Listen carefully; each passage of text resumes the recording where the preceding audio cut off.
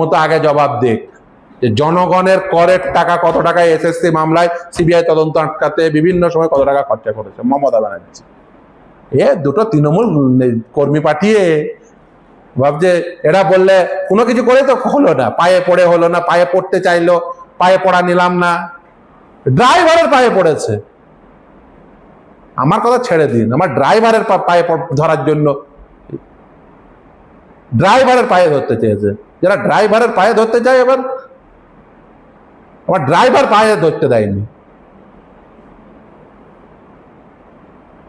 কোটি কোটি টাকা আছে, দাঁড় করে আন্তর্জাতিক খ্যাতি সম্পন্ন আইনজীবী সব বলেছে তো, দাঁড় করে। আমি তো ফিরদৌস-স্বামী, আমি যা বলছি তাই হয়ে যাচ্ছে, কলকাতা হাইকোর্ট থেকে সুপ্রিম কোর্ট পর্যন্ত।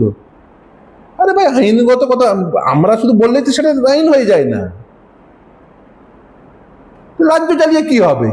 ফিরদৌস-স্বামী দাঁড়িয়ে যা বলছে তাই হয়ে যাচ্ছে, রাজ্য চালাচ্ছে কেন? দুর্বল সরকার।